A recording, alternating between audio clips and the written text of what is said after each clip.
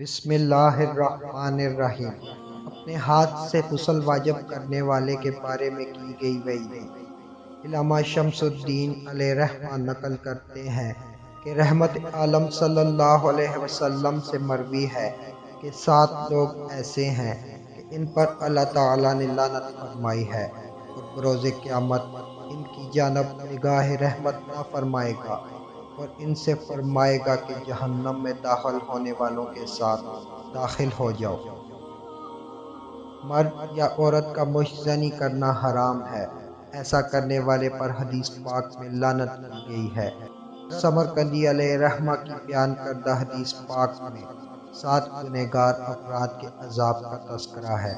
ان میں سے ایک مشت کرنے والا بھی ہے کہ بروز قیامت اس پر اللہ تبارک و تعالیٰ جل نہ نظر رحمت فرمائے گا اور نہ ہی اسے پاک کرے گا بلکہ اسے سیدھا جہنم میں جانے کا حکم دیا جائے گا۔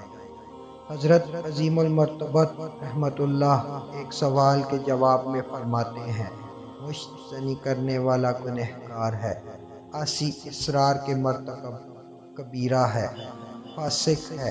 مزید فرماتے ہیں جو مشت کرتے ہیں اگر بغیر توبہ کیے وہ مر گیا تو بروز قیامت اس حال میں اٹھے گا کہ ان کی ہتھیلیاں حاملہ ہوں گی، اس سے لوگوں کے مجمع کثیر میں اس کی رسوائی ہوگی۔ مشت سے بچنے کی دعا۔